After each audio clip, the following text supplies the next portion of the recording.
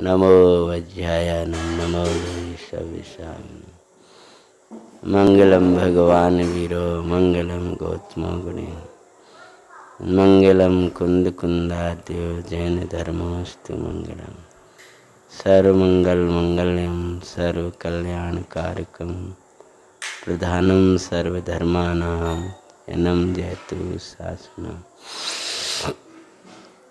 वंदे त्विषविसिद्धे धूमचलमणोभवं गतिं पत्ते वोच्छामि समय पाहुडिमिणिमो सुदके विलीभणितं नमः समय साराय स्वानुभूत्या चकास्ते चिस्वभावाय भावाय सर्वभावान्तरच्यते श्रीमत्परं गम्भीरम् स्यादिवादयामो गिलाञ्छिनं जियात्रिलोकिनां तस्मिन् शासिनं जिन्सासिनं ससनक महावीर भगवान की जय।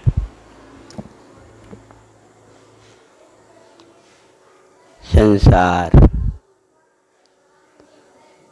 सार शुद्ध ने है, सार ज्ञायक भाव है।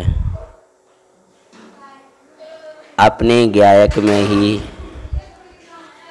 सुख शांति न मानकर, अपने ज्ञायक कोई अपनों न मानकर, अपने ज्ञायक भाव कोई में ही सुख का सागर न देख करके परद्रव्य को अपना देखना, परद्रव्य को अपना मानना जानना, वहाँ ज्ञान सुख आदि की कल्पना करके उसमें डूबना, इसको ही आचार्य संसार कहते हैं। ज्ञायक सार है, सार मतलब सर्वोत्कृष्ट पदार्थ। जो तुझे चाहिए वह सब आत्मा से मिलेगा, जो आत्मा से नहीं मिलेगा वह चाहिए नहीं। तो उस सार से बाहर आने पर संसार है, उस सार में नहीं है तो संसार में है। सार में नहीं होगा तो संसार में होगा, और संसार में होगा तो क्लेश में होगा। अशुद्ध ने का फल संसार है, और संसार वही क्लेश रूप है। जो संसार में विशेष सुख हो तो तीर्थंकर क्यों त्यागे। संसार में एकांत क्लेश ही है, एकांत क्लेश रूप अवस्था का नाम संसार है, और वो अशुद्ध ने का फल है। अशुद्ध ने का विषय संसार है, अशुद्ध ने है तथापि उसको ये क्यों कहा है। छठी गाथा चलती है ना, अशुद्ध ने है उसको ये क्यों कहा है, उसका विषय संसार है, उसका विषय संसार है। इसका भाव क्या कि अशुद्ध ने का विषय पर्याय में जो अशुद्ध भाव चलता है उसको आत्मा का कहना है। आया समझ में? यानी आत्मा को मिथ्यात्वी जानना, रागी जानना, द्वेषी जानना, मोही जानना, कर्मनो कर्म का कर्ता देखना, ये है अशुद्ध ने का विषय। आत्मा को 4 गति वाला कहना, 84 लाख योनि वाला कहना, कर्मबंध सहित कहना, विभावों में रंजायमान, विभावों में तन में कहना, क्रोधादिक से तन में कहना, ये अशुद्ध ने का विषय है। और इस अशुद्ध ने का विषय, इसका फल संसार है। अर्थात क्या, ऐसे ही अपने को मानकर सर्वथा बैठ जाना, ये एक समय की पर्याय का सत्व है ना जान करके इसको त्रिकाली सत्ता में मिलाना, इसका फल संसार है। ये अशुद्ध पर्याय है, जो पर्याय में अशुद्धता बहती है, उस बहती हुई अशुद्धता को जान करके ये मेरे तत्व से विमुख बहता हुआ परिणाम है, ये मेरे तत्व से विमुख हुई परिणति की दुर्दशा है। ये दुर्दशा मेरा स्वभाव कैसे हो सकता है? ये रोग है, ये क्लेश है, ये आत्मा का स्वभाव नहीं है। इसका और आत्मा का वध्य घातक संबंध है, ये घातक है। आत्मा की पर्याय इसके द्वारा घात है। आत्मा की पर्याय घाती जाती है। ये अस्त्र है, ये तलवार है। ये अशुद्धने का विषय रूप चिंतन करना, ऐसी रूप अपने को मानना, ऐसी में मगन रहना, ये अपने प्रभु पर शस्त्र चलाने जैसा है। ये अपने उपयोग में हथियार चलाने जैसा है। और ये शुद्धने के विषय का लक्ष्य करके उसमें मग्न रहना, उसका चिंतन करना, उस रूप अपने को मानना, ये अपनी पर्याय में पुष्प वर्षा जैसा है। शस्त्र की वर्षा करना है अपने को, शस्त्र की वर्षा करना है, हथियार बरसाने जैसा है, बम गिराने जैसा है। अपने को रागी मानना, अपने को क्रोधी मानना, मानी मानना, इन कसायों रूप अपने को देखना, इसकी पूर्ति में लगे रहना, ये अपने निर्मल उपयोग पर ये पत्थर बरसाना, बम गिराने जैसा है। ये अपने का घात करना है। नया ये अपनी सुखी दुनिया को नष्ट करने जैसा है। जिसे परमाणु बमबाद कहे जाते हैं, क्या है वो आप गहरे में आप लोग जानो कि ये कणु गिरा, ये जरा सा गिरा तो पूरा विश्व को नष्ट कर देता है। ऐसी एक कषाय का चिंतन भी तुम्हारे उसमें चलने लगा, उसी रूप तुम अपने को मान करके बैठ गए।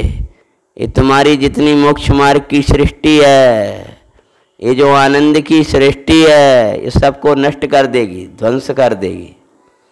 ये तेरा शुद्ध चिंतन तुझे शुद्ध आत्मा से तो दूर ले ही जाता है। ये तेरा शुद्ध चिंतन तुझे देवगुरु से भी बहुत दूर ले जाएगा।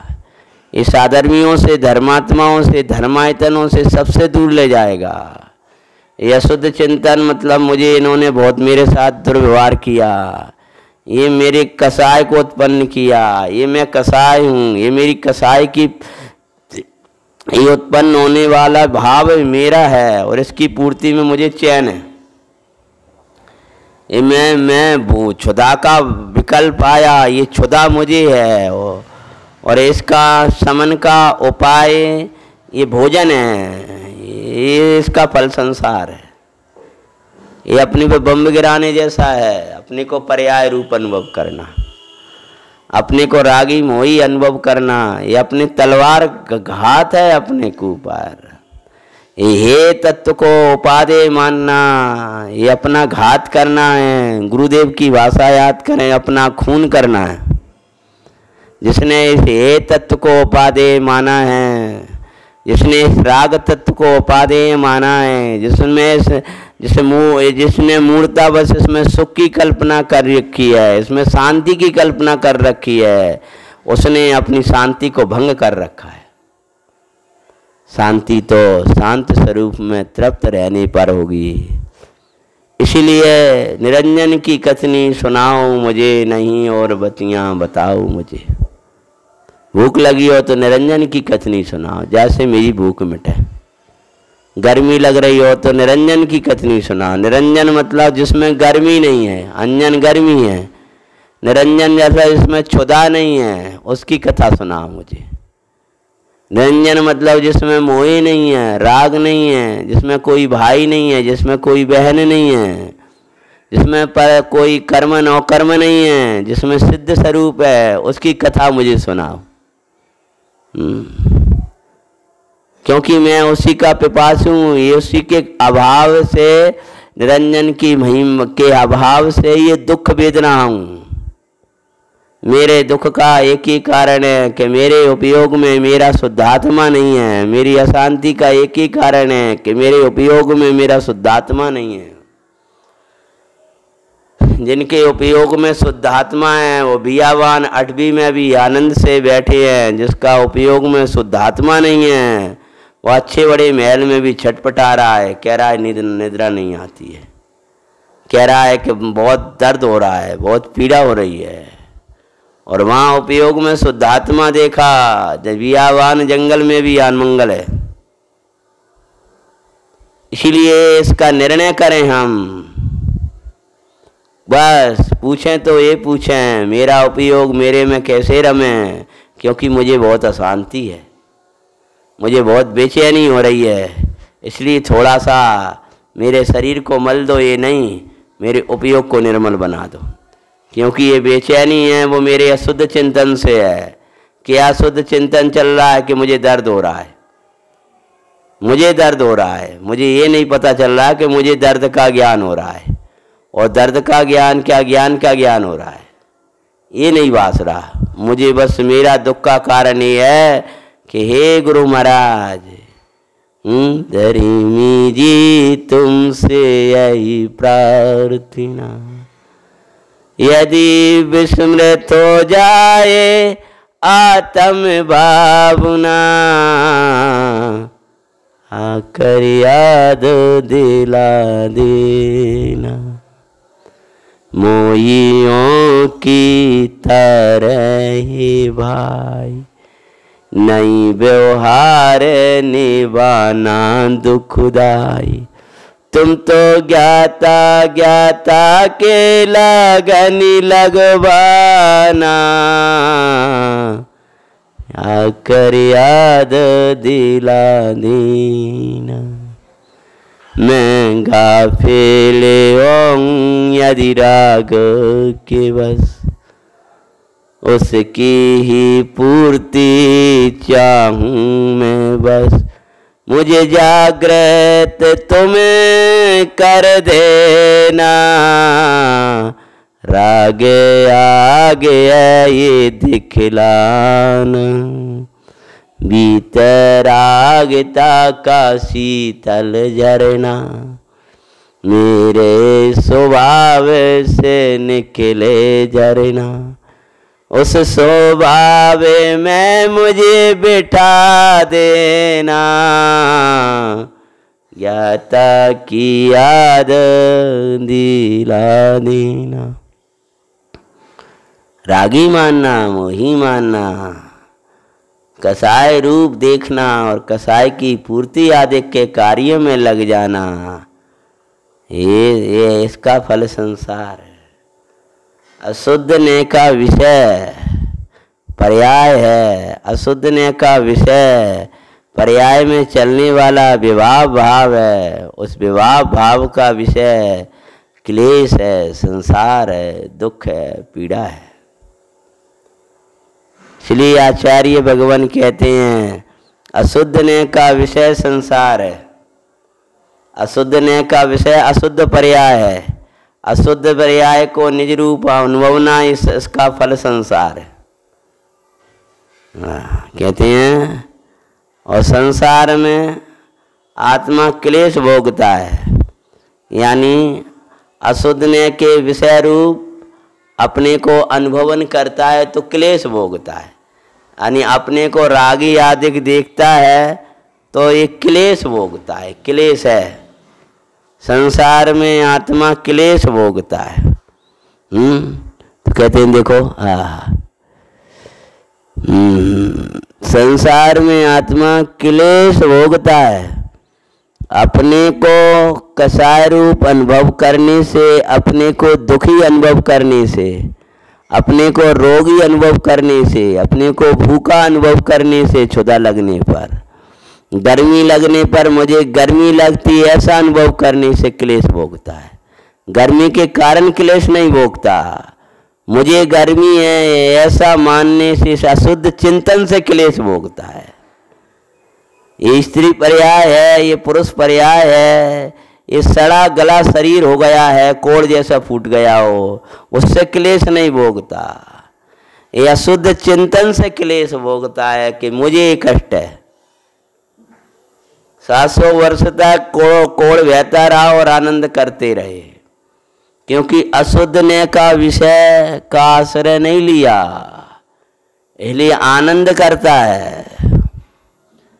अपने जरा सी गर्मी लग रही है और अपन क्लेश भोग रहे हैं, क्योंकि अशुद्ध ने के विषय का चिंतन कर रहे हैं। ये सोच रहे हैं मुझे गर्मी लग रही है, मुझे गर्मी लग रही, तो क्लेश भोग रहे हैं।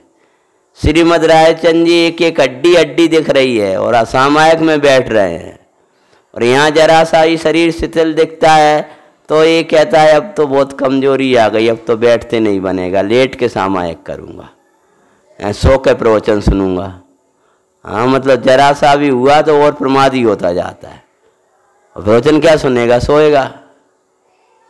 तो ये जो इसकी दशा हो रही है, ये पड़ा है तो इसलिए पड़ा है कि अशुद्ध ने के विषय रूप अपने को मान रहा है।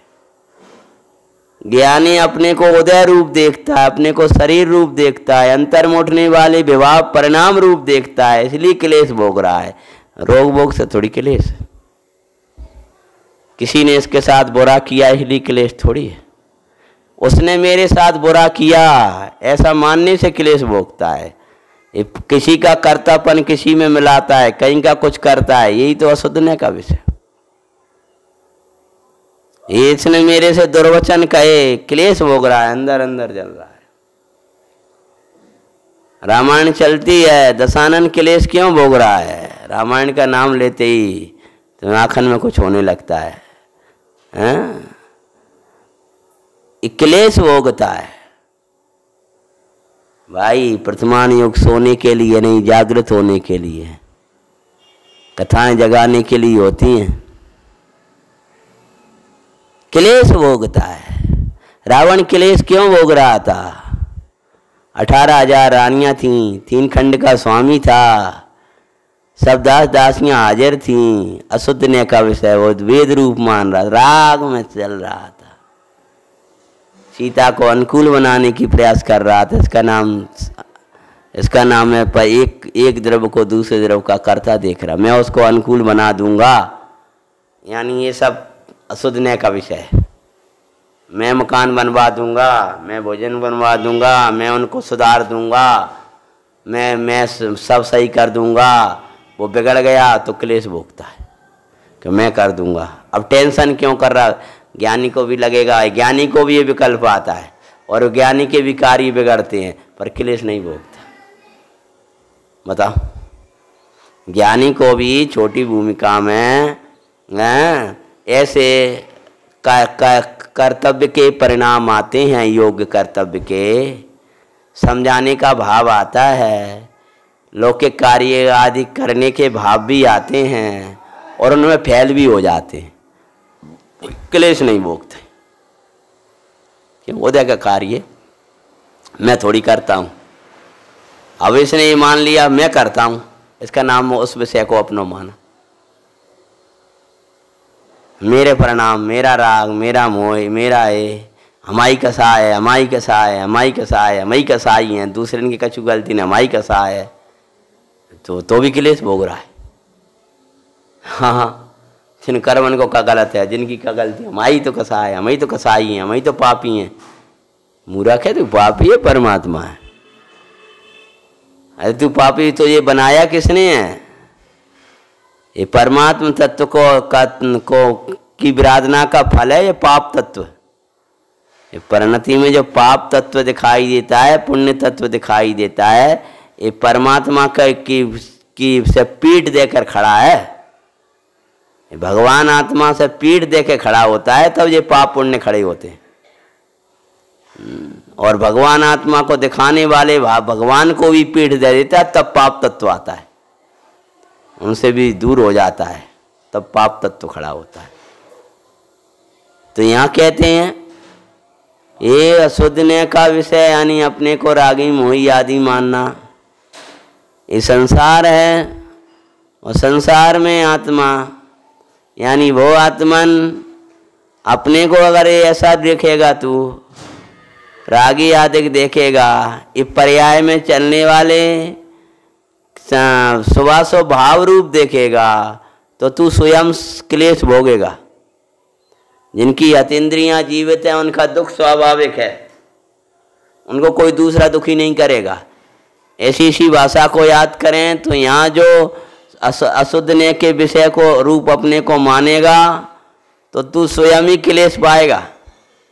इस क्लेश का कारण कोई दूसरा द्रव्य नहीं होगा, अन्य द्रव्य भाव को इस क्लेश का कारण मत जान। ये अपने से विमुख जो परिणाम है वो इस क्लेश का कारण है। इस प्रकार दुख मिटाने के लिए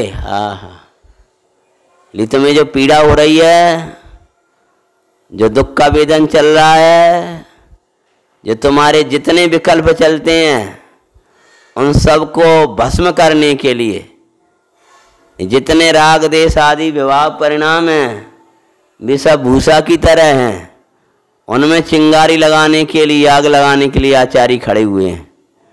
अब तू खुदा ही न लगान दे तो क्या करें, उस भूसा में आग लगाएगा। इस समय सार इतना विभाव असंख्यात लोक प्रमाण वैभाविक भाव हैं, इनको जलाने के लिए आया है इस शुद्ध ने, दुख मिटाने के लिए। तुम दुखी हो ना, तुम पीड़ित हो ना, ये तो स्वीकार तुम्हें करना होगा। तो अब उसको मिटाने के लिए कह रहे हैं कि मैं दुखी नहीं हूँ, मुझ में दर्द नहीं है, मुझ में पीड़ा नहीं है, मुझ में क्लेश नहीं है, मुझ में संसार नहीं है, ये बताने जा रहे हैं। अब तेरे दुख मिटाने के लिए कथा सुनाते हैं। ये शुद्ध ने की कथा, ये शुद्धात्मा की कथा, ये तेरे क्लेश मिटाने के लिए अकर्ता, ये परद्रव्य से भिन्न आत्मा दिखाना, जीवा जीव अधिकार का दे, ये यहाँ तेरा क्लेश मिटेगा। ये तू अपने को अकर्ता देख लेगा, कर्ता कर्म अधिकार का स्वाध्याय करे तो क्लेश मिटेगा। ये पुण्य भाव को तू धर्म भाव मानना छोड़ देगा तो तेरा क्लेश मिटेगा। समझ में आया? क्लेश मिटाने के लिए शुद्धने का विषय कहते हैं। इस प्रकार संसार, इस प्रकार दुख मिटाने के लिए, दुख कहें, मिथ्यात्व कहें, क्रोधमान माया लोभ कहें, वेदादि परिणाम कहें, सबको सत्यानाश करने के लिए, इनको मूल से उड़ाने के लिए, तेरी दुख की सत्ता का नाश करने के लिए, दुख मिटाने के लिए शुद्धने का उपदेश प्रधान है, मुख्य है।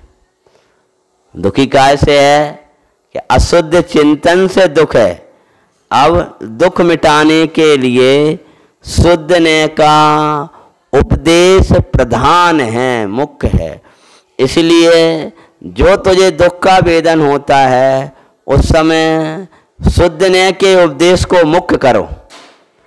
अशुद्धने का विषय कसाय है, राग है, मोह है, ये सब है, इस सब को गौण करो और उस उपदेश को मुख्य करो, यानी शुद्धने को मुख्य करो। मुझ में क्लेश नहीं है, मुझ में दर्द नहीं है, मुझ में पीड़ा नहीं है, मुझ में कसाय नहीं है, मैं शुद्ध बुद्ध भगवान आत्मा हूँ, जो त्रिकाल निरावरण ने नित्य आनंद जिसका एक लक्षण है, जो परम पारनामिक भाव स्वरूप, जो कारण ब्रह्म कारण परमात्मा है, वो कारण परमात्मा है, वो मैं हूँ। ऐसा चिंतन ही इस क्लेश को मिटाने वाला है। कहते हैं दुख मिटाने के लिए, जब जब तू दुख वेदता है तो ये याद कर, दुख मिटाने के लिए समय सार है। दुख मिटाने के लिए शुद्धने का यानी पर्यायों से पार भगवान चेतना के नाथ का उपदेश प्रधान है। यानी उस समय तू अपने को ये उपदेश दे कि तुझे ये नहीं है, तेरे तेरे में नहीं है, ये उपदेश मुख्य रखो। इस उपदेश का जहां प्रधानता आई हो वो उपदेश सुन, क्योंकि जिस समय दुख हो रहा है, क्लेश हो रहा है, कसाय हो रहा हो, कसाय रूप ही अनुभव करने वाला सुनेगा तो वहां तो और क्लेश बढ़ेगा। पहले ही अपने को रागी मान के बैठा है, रोगी मान के बैठा है, और उसको बोई और बताया जाए तो उसका और दुख बढ़ेगा। पहले ही बेचारा अपनी कसाय से हैरान है, निंदा कर रहा है, फिर उससे और कहा तुम पापी, तो तुम बहुत बड़ा पाप किया, तुमने बहुत अच्छा नहीं किया, तुमने बहुत प्रार्थना करी, तो उसका और क्या होगा, उसका दुख बढ़ेगा, घटेगा तो नहीं। तो जब और कहेगा हम तो तुम्हारे पास आए थे थोड़ी शांति मिल जाए, तुमने 10 बातें और बता देंगे, तुमने ऐसे ऐसे और करी, तो उसको और टेंशन हो गई। समझ गया ना, एक थोड़ा मिटाने के लिए तो गया और 10 और बता दे सामने वाले ने उसको, तुमने ये भी करो तो तुमका कम हो, तुमने तो ऐसे और करो तो तुमने ऐसे और करो, ऐसे और करो, तुम बिल्कुल तुम्हें तो नरक में भी जगह ना मिले, ऐसे हो। बेचारा रो रहा तो दूना रोज चला आएगा, और क्या होगा। लेकिन हमारे गुरु महाराज कहते ना, को कहता तुझे नरक में जगह मिलेगी, नरक में जगह है ही नहीं है तेरी, निगोद में तेरी जगह है ही नहीं है, 4 गतिन में तेरी जगह है नहीं है, तेरी जगह तो तेरे चैतन्य में है। तेरे लिए तो सिद्धालय है, या शुद्धालय तेरे लिए है ही नहीं है। ये 4 गतियों के आलय तेरे लिए बने ही नहीं है, दुख तेरे लिए बना ही नहीं है, क्लेश तेरे लिए बना ही नहीं है, संसार तेरे लिए बना ही नहीं है। तेरे लिए तो ये आनंद बना है, तू आनंद का बना हुआ है, आनंद तेरे लिए है। तेरे भाग्य में ही नहीं है दुख, तेरी योग्यता ही नहीं है तो दुखी हो सके। आत्मा में योग्यता नहीं है दुख की, कसाय रूप परिणत होने की योग्यता नहीं है, वो कसाय कर सके ऐसी आत्मा में शक्ति नहीं है। आत्मा की अनंती स्वाभाविक शक्तियां तो ये कह रही हैं कि आत्मा का स्वाभाविक भाव तो निष्कसाय रूप परिणमन है, और वैभाविक शक्ति भी ये कह रही है कि ये आत्मा का स्वभाव नहीं है। वैभाविक शक्ति का कार्य तो विशेष भाव रूप है, संसार अवस्था में पर से जुड़ के वो संसार रूप अवस्था होती है, और सिद्ध अवस्था में वही निर्मल परिणमन होता है उसका। जब इतनी शक्तियां स्वाभाविक परिणमन करेंगी तो वो कितने चलेगी, वो अपने आप स्वभाव रूप परिणमन करने लगती। तो सिद्ध अवस्था में तो उस वैभाविक शक्ति भी स्वाभाविक रूप से परिणमन करती है, विशेष भाव रूप परिणमन करती है, केवल ज्ञान रूप परिणमन करती है, केवल दर्शन रूप परिणमन करती है वो शक्ति, जिसकी अपन ने पहले के स्वाध्याय में चर्चा करी थी। और वैभाविक शक्ति का तो इतना ही भाव समझना कि तेरे अंदर ऐसी योग्यता पड़ी है, इसलिए तू कर्म नो कर्म का परहेज रख, इसलिए कुसंग का परहेज रख। तेरे कितने निर्मल परिणाम हो, परिणाम बिगड़ने के अवसर हैं, क्योंकि शक्ति पड़ी है वहाँ। तो कहते हैं शुद्ध ने का उपदेश प्रदान है, मतलब तुम्हें जो दर्द मिटना है, दुख मिटना है, उसका लिए एक ही उपाय। अशुद्ध ने को असत्यार्थ कहने से है न समझना चाहिए कि आकाश के फूल की भांति वस्तु धर्म सर्वथा ही नहीं है। कहेंगे तो यही क्लेश है ही नहीं है, तो ऐसा मान करके हट ही मत जाना, कुछ रोग वोग नहीं है, बुखार वुखार कछु नहीं है, बढ़िया हो 102 है गाड़ी तो बनता रहता, कछु बात नहीं। तो ये मान कर ये मत बैठ जाना कि बुखार है ही नहीं है, वो तो तू बहुत घबरा रहा था, उस घबराने से तेरा और बुखार बढ़ता। तो ये शांति दिलाने के लिए वैद्य ने कह दिया कुछ नहीं है, सही हो जाओगे, है ही नहीं है कुछ। क्योंकि जब 105 था तब वो घबराहट थी, अब 101 रह गया तो कह रहा कुछ नहीं है, लेकिन है। तो उसका निषेधने का अर्थ है मत समझना कि है ही नहीं है। ऐसी द्रव्यार्थक न्याय की दृष्टि करके या द्रव्य दृष्टि से भगवान ने उसका लक्ष्य मुख्य द्रव्य को करके ये कह दिया कि तेरे में क्लेश है ही नहीं है, तेरे में पीड़ा है ही नहीं है, तेरे में कसाय है ही नहीं है, तेरे में विभाव है ही नहीं है। इसका अर्थ ऐसा मत समझना सर्वथा नहीं है, कोई विकल्प तो नहीं है। हाँ हाँ ठीक है। क्या कहते हैं, अशुद्ध ने को असत्यार्थ कहने से यह नहीं समझना चाहिए कि आकाश फूल की भांति, जैसे आकाश में फूल होता ही नहीं है, बंध्या के बेटा होता ही नहीं है, खरगोश के सींग होते ही नहीं है, मृग तृष्णा में पानी होता ही नहीं है, ऐसी कल्पना करना झूठी है। उसी प्रकार राग है ही नहीं है आत्मा में, ऐसा मत समझना। है, उसकी सत्ता है, उसका सत्व है, वो एक समय की पर्याय में है। द्रव्य की सत्ता द्रव्य गुण पर्यायात्मक होती है। द्रव्य और गुण निर्मल है, तथापि पर्याय जो पर का लक्ष्य करके रागी हो रही है, और रागी होती हुई पर्याय का एक समय का सत्व है। आकाश फूल की भांति सर्वथा है ही नहीं है, ऐसा मत समझना। सर्वथा नहीं है ऐसा आचार्य कहेंगे, उसका अर्थ है द्रव्य में सर्वथा नहीं है, स्वभाव में सर्वथा नहीं है, स्वभाव की दृष्टि से सर्वथा नहीं है। कहते हैं वस्तु धर्म सर्वथा ही नहीं है, ऐसा मत समझना। ऐसा सर्वथा एकांत समझने से मिथ्यात्व होगा। मतलब क्या, पर्याय में क्लेश है, दुख है, और ऐसा समझ के मान करके बैठ जाएगा तो स्वच्छंद हो जाएगा। एकांत, ऐसा एकांत समझने से, और मूल बात तो ये है, जब अंदर पर्याय में ये है ही नहीं है तो इनको मिटाने के लिए शुद्ध ने का अवलंबन क्यों लेगा? तो फिर वो मिथ्यात्व ही होगा, यानी झूठा है, विपरीत मान्यता है। इसीलिए स्यादवाद की शरण लेकर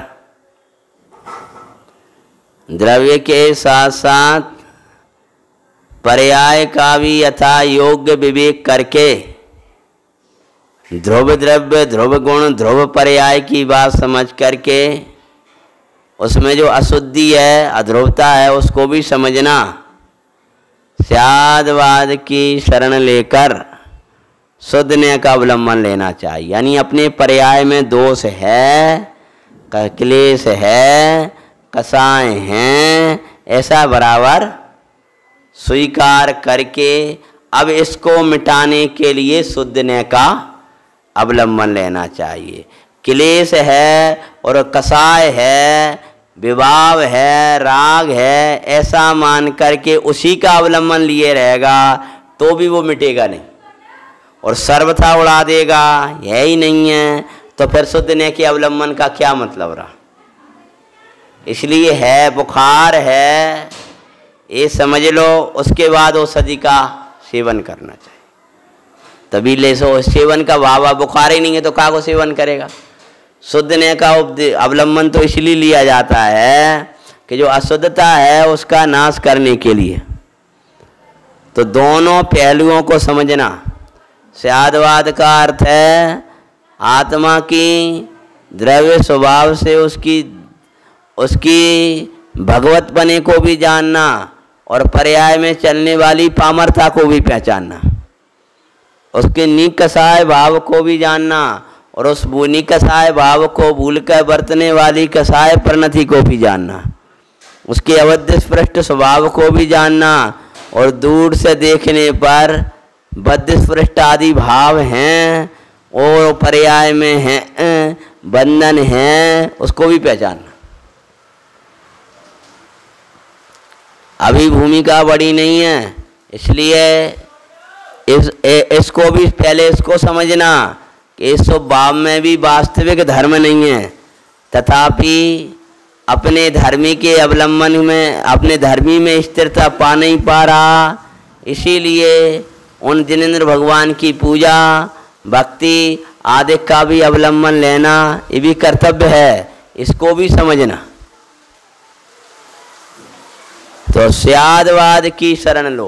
पहले तो दोनों पहलुओं को समझो। आप श्रावक हो कि आप ज्ञायक हो? ज्ञायक भी हैं, समझ में आया? अब कोई कहेगा तुम श्रावक हो और वह को नकार दो, काय के श्रावक है, ज्ञायक हैं।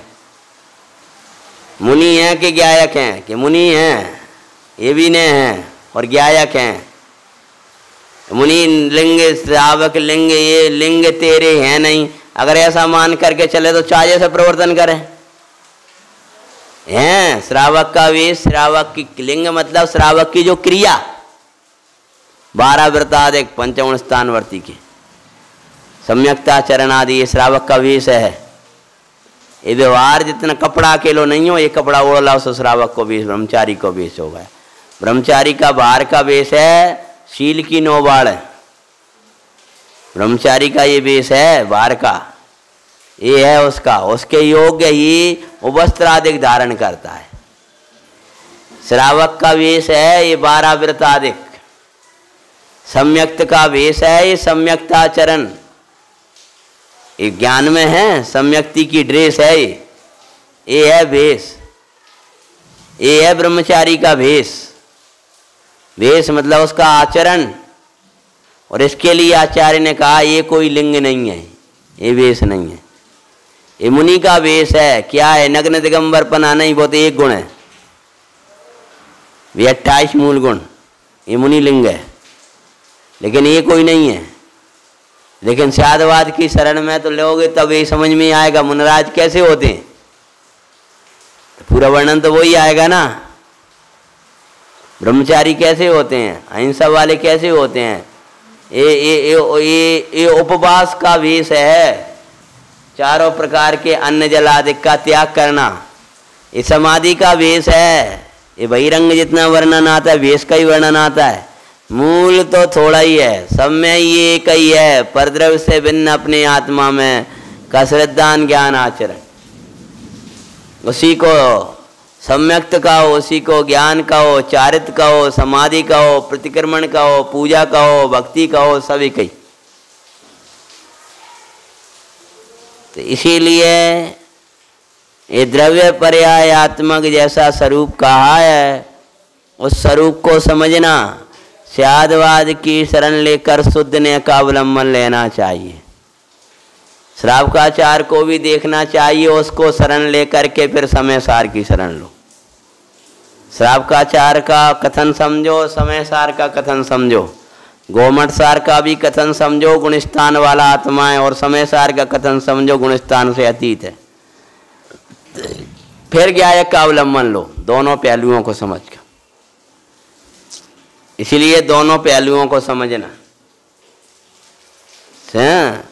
ऐसा सर्वथा एकांत समझने से मिथ्यात्व कहते हैं लेना चाहिए।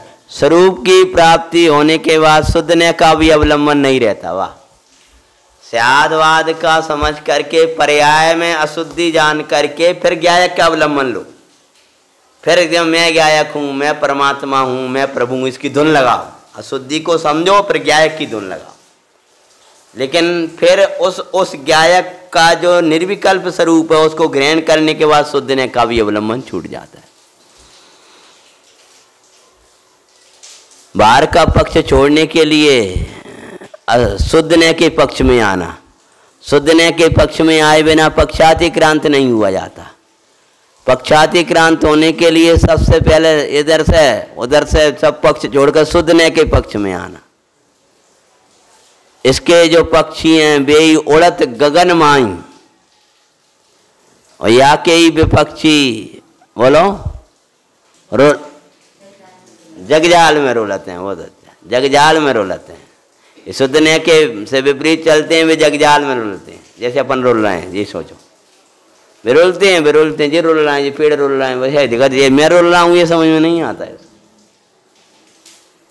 ये इससे विपरीत रहकर रोल रहे हैं अपन, दुखी हो रहे हैं, टेंशन कर रहे हैं, क्लेश में पड़े हैं। कौन सी गाथा चल रही तुम्हारी? छठी चल रही। तुम्हें कौन सा टेंशन है? सिर दर्द बहुत है मतलब तुम्हें सिर दर्द है, पेट दर्द है, काय मन काय खराब है, इतनी सुनाई दिमाग खराब होगा। तुम्हें सुनाने वाले दिख रहे हैं, तुम्हें क्लेश वाला दिख रहा है, तो तुमने इसे इसका क्या किया? शुद्ध ने की बातें करी और शुद्ध ने को अवलंबन लेके बैठे। शुद्ध ने की सुन ले तो बस थोड़ा सा सुन लो और बढ़िया बढ़िया स्वाध्याय होगा। चलो आज दोपहर को भी होगा, सुबह भी होगा, बहुत अच्छा। और नहीं होगा तो कह रहे आज वो ही नहीं है, आज तो एक ही टाइम स्वाध्याय नहीं सुनो, और आचार्य कह रहे एक ही टाइम नहीं सुनो। 4 दिन से स्वाध्याय ही नहीं हुआ, और तुम कब से कहीं स्वाध्याय शुरू नहीं हुआ ना। उन 2-4 दिन स्वाध्याय जी कह लगेंगे, स्वाध्याय नहीं हो रहा, 4 दिन हो गए स्वाध्याय नहीं हो रहा, 4 दिन। लेकिन अनादि होगा स्वाध्याय नहीं हो रहा। शुद्धने की बातें करता है और अशुद्धने का अवलंबन ले बैठा है। अपने को बच्चा मान रहा है, रागी मान रहा है, द्वेषी मान रहा है, क्रोधी मान रहा है, लोभी मान रहा है, बस ही मान रहा है। और वह शुद्धने की नए शब्द बदल जाए, रोजाना नए नए शब्द आ जाना चाहिए। अब 7वीं गाथा का विषय अलग आ जाएगा तो कहना हाँ जी ठीक है। 8वीं गाथा में विषय बदल जाएगा, विषय बदल जाता है और ये गेम लुप्त होता जाता है। तो उन शब्दों में ही सोचता रहता है। अभी है चिंतन को कुछ अपने स्वरूप के आश्रय का इसके पास कोई समरण नहीं। ज्ञान करो शुद्ध का अशुद्ध का दोनों का लेकर के फिर अशुद्ध ने के विषय को छोड़कर शुद्ध ने का अवलंबन लेना चाहिए। पर्याय में राग देश है वो भी जानो और द्रव्य स्वभाव निर्मल ये भी जानो, इसका नाम है स्यादवाद। अब उसको छोड़ करके शुद्ध ने का अवलंबन लो। और जब अवलंबन लेने जाओगे उसका सहारा लोगे, उसका श्रद्धान ज्ञान आचरण करोगे, निर्विकल्प हो जाओगे तो वो विकल्प भी खत्म हो जाएगा। अशुद्ध ने के विकल्प चलते इसलिए शुद्ध ने के विकल्प, अन्य संसार के विकल्प चलते हैं तो अशुद्ध ने के विकल्पों में आना। मेरी कसाय है, कोई की गलती नहीं है, हमारी कसाय है, हम ही बहुत कसाई हैं, ऐसा सोचना। या शुद्ध ने का वो उधर का अवलंबन छोड़ने के लिए, कर्म की गलती देखने के लिए, अपने ही कर्म बंधे, इनकी क्या गलती है जिस परिणमन चल रहा है, फिर उसके कर्म का को बंधे, अपनी तो कसाय है। पहले की कसाय से बंधे थे और अपने की कसाय से भोग रहे हैं। कसाय से ही बांधता है और कसाय से ही भोगता है। अशुद्धोपयोग में ही बांधता है और अशुद्धोपयोग में ही भोगता है। शुद्धोपयोग में ना बंधते हैं, न शुद्धोपयोगी बांधता है, न शुद्धोपयोगी भोगता है। अशुद्धोपयोगी ही बांधता है और अशुद्धोपयोगी ही भोगता है। अभी तुम्हें ये सुनकर प्रसन्नता क्यों नहीं आ रही? अशुद्ध ने का अवलंबन कर, चिंतन जो चल रहा है, मुझे दर्द हो रहा है, पीड़ा हो रही, गर्मी लग रही है, जिस चिंतन जो चल रहा है कानन में शुद्ध ने पड़ रहा है, बस ये हो रहा है। नहीं तो ये प्रसन्नता आए बिना ना रहे, उछले वो आत्मा सुनते ही। आत्मै स्वभावम परिभा विभिन्न मा पूर्णिमाद्यन्त विमुक्तमेकम्। मुझे कभी कभी याद आ जाते अच्छे रसिया जी होगी, 10-20 साल होगा तभी एक भाई मिला, कहते मैंने एक कलश पढ़ा ये वाला आत्म स्वभाव में परभाव भिन्न। पढ़ने के बाद मैंने समय सार रख के नचल लगा था, वाह वाह वाह वाह नचल लगा। तो मैं इतनी खुशी हुई थी मुझे कि मैं नचा, अष्टांग भगवान को टोक लगाए, अकेले हुआ तो कमरा में नचा मैं खूब, वाह जब पंचम काल में भगवान मिल गए। तो मतलब तुझे कोई खुशी नहीं होती सुन करके, तुझे कोई आनंद आह्लाद ही नहीं आता, वैसा ही बैठा है। आए तुम्हारे 1 करोड़ मिलेंगे, गिरन दो। आज बम में गिरा हो तुम्हारे सिर पे, गिरन दो कहो बम में गिरा हो, गिरन दो। बस सो रहा है कि बैठ रहा है, कुछ भी कर रहा है, बस कोई मतलब नहीं हुआ है, किसी असर ही नहीं पड़ रहा बाप, समझ गया ना। तो मतलब तो फूल वर्षा है तो कछु नहीं, बम में गिरा है तो कछु नहीं, जाकर मतलब है वो कुछ वो सही नहीं हुआ कछु, ऐसी दशा है तेरी। तुम रागी हो, द्वेषी हो, मोही हो, हाँ बात तो सही है, भगवान आत्मा बात तो सही, मन कुछ और चल रही है तेरी दुनिया, ये तेरा प्रयोग में कुछ नहीं चलता, बातें करता है बस। तो कहते हैं हाँ, ऐसा कहने से सर्वथा एकांत समझने से मिथ्यात्व होता है, इसीलिए स्यादवाद की शरण लेकर हाँ शुद्ध ने का अवलंबन लेना चाहिए। अपनी अशुद्धि देख करके फिर लो, स्वरूप प्राप्ति होने के बाद शुद्ध ने का अवलंबन नहीं रहता। जो वस्तु स्वरूप है वह प्रमाण दृष्टि है, वस्तु का स्वरूप है वो प्रमाणात्मक, द्रव्य और पर्यायात्मक है। वस्तु के दोनों धर्म है, उपयोग लग जाएगा बिना ग्रंथ के, चलो कोई बात नहीं। वस्तु स्वरूप है वह प्रमाण दृष्टि है, प्रमाण दृष्टि है, इसका फल वीतरागता है। समझ में आया क्या लिख रहे हैं? जो वस्तु है ना वो तो द्रव्य पर्यायात्मक है, उसको समझना, पूरा सर्वांग समझना, प्रमाण से समझो। अपनी गलती भी देखो और गलती नहीं है उसको भी देखो। तुम एक ही पकड़ते हो हमेशा, या तो कुछ सुधरने की बातन में थोड़ी मग्न से हो जाते हो, बाबा करते हो, और फिर सुधरने का आता है तो रोई रोई से हो जाते हैं। हाँ क्लेश है, हाँ राग है, हाँ मोह है। तो मैंने एक पहलू को पकड़ते हो। यहाँ क्या कह रहे हैं कि प्रमाण दृष्टि से पर्याय है, उस समय गिद्रव्य दिखना चाहिए। इस समय आपको भूख लगती है, उस समय उपाय भी दिखता है संसारियों को कि भोजन रखा है खा लेंगे, खत्म के लो, दोनों दिखते हैं। ऐसी क्रोध आता है तो बाको उपाय क्यों नहीं दिखता? क्षमा स्वभावी आत्मा। मान आए तो मार दो उपाय क्यों नहीं दिखता? आशा है तो आस रहे तो उपाय क्यों नहीं दिखता आत्मा का? वेदाधिक के परिणाम आए तो ब्रह्म स्वरूप क्यों नहीं दिखता? उसका उपाय दिखना चाहिए ना। उपाय दिखेगा तो क्लेश नहीं भोगेगा, उपाय करेगा उसका। इस प्रकार निश्चय करना योग्य है। इसका फल वितरागता है। दोनों पहलू को लेकर ज्ञायक को समझेगा तो इसका फल सम्यदर्शन है, ज्ञान है, चारित्र है, निसंकता है, निकांचितता है, क्षमा है, ब्रह्मचर्य है और मुनिपना है, श्रेणी चढ़ना है, अरत दशा है, वीतरागता है, अनंत सिद्ध दशा था। आखिरी कह दी तो पहले से लगा लेना। इसका फल परिणामों में शांति आना है, इसका परिणाम क्लेश मिट जाना है। अगर आप इस पहलू से ऐसे वस्तु के स्वरूप को समझोगे तो यहाँ ज्ञायक भाव को, यहाँ प्रमत्त अप्रमत्त नहीं है ऐसा कहा। वगुण स्थानों की परपाटी में छठे गुण स्थान तक प्रमत्त और 7वें से लेकर अप्रमत्त कहलाता है। ठीक है, ये तो अपन खोल चुके, किंतु ये सब गुण स्थान अशुद्धने की कथनी में है, इस शुद्धने का विषय नहीं है।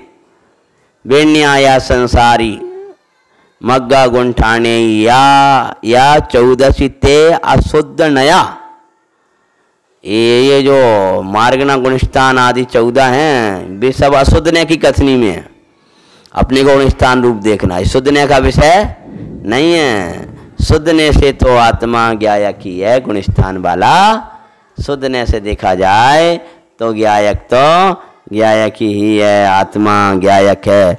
अब शुद्ध आत्मा कौन है ऐसा पूछे जाने पर उसका उत्तर देते हैं। जैसे नाचारी वो संक्षेप में दिया आचार्य महाराज ने, उन्हें पता था, बहुत विस्तार हो चुका है। यदि सामान्य अर्थ किया उन्होंने टीका में। नवी होदी अपमत्तो नापमत्तो शुद्ध द्रव्यार्थिक ने से उन्होंने ने लगाया है, वो उचट ना जाए जी, सर्वथा मान करना बैठ जाए। ये कौन से ने की कथनी है कि शुद्ध द्रव्यार्थिक ने से आत्मा के सुवासों भाव रूप परिणाम का अभाव होने से, ठीक है, परिणमन का, हाँ, सोर अशोभ रूप परिणमन का अभाव होने से आत्मा अप्रमत्त और प्रमत्त नहीं है। ठीक है, ये तो आ चुका। प्रमत्त शब्द से मिथ्या दृष्टि आदि से लेकर प्रमत्त संयत तक, गुणस्थान तक 6 गुणस्थान अभी पहले खुल चुके। पहले से 6वां प्रमत्त में लेना, ये आचार्य के मूल शब्द है। जो पंडित जी ने कहा ये आचार्य महाराज की बात है, और आचार्य महाराज को पढ़ के ही उन्होंने लिखा। तथा अप्रमत्त शब्द से 7वें अप्रमत्त गुणस्थान से लेकर अयोगी गुणस्थान तक, यानी सब निर्मल पर्याय आ गई। अंतिम 8 गुणस्थान ग्रहण किए हैं। यह कौन करता है? जानगोद जो भावो, ज्ञायक ज्ञान स्वरूप जो भाव या पदार्थ है वही शुद्ध आत्मा है। वह कौन करता है? मन इन गुणस्थान आदि रूप परिणमन, या इनसे न्यारा कौन है कि जो ज्ञायक ज्ञान स्वरूप भगवान आत्मा है, जिसको 6 विशेषताओं समझा वह शुद्ध आत्मा। एवं बनंती शुद्धम, ऐसा शुद्धने के अवलंबन लेने वाले, शुद्धने का अवलंबन लेने वाले उसे शुद्ध कहते हैं। क्या कह रहे हैं? विशुद्ध बातें करने वाले शुद्ध नहीं कहते, शुद्धने का अवलंबन लेने वाले। तो शुद्ध ने कहें, शुद्ध आत्मा कहें, आत्मा कहें, एक ही बात है। आत्मा का अवलंबन लेने वाले ये कहते हैं, जिन्हें आत्मा का देखा है वे कहते हैं कि आत्मा गुणस्थान आदि रूप नहीं है। तो भाई क्या है, किस रूप है जब गुणस्थान आदि रूप नहीं है? नादा जोशो दूसो चेव, जो ज्ञाता या शुद्धात्मा कहा जाता है भाई तो वही है, अथवा वो तो ज्ञाता ही है, वो गुणस्थान आदि रूप होता ही नहीं है, ऐसा अर्थ है। इस प्रकार स्वतंत्र 6 गाथाओं द्वारा प्रथम स्थल पूर्ण हुआ। ये सब विषय अपना छठी गाथा की टीका में आ चुका है। कोई शब्द ऐसा लग रहा है जो ना आया हो? आ चुका है। इसीलिए अब अपन अगले स्वाध्याय में 7वीं गाथा का स्वाध्याय करेंगे। ओम नमः शिवाय। निधि निधि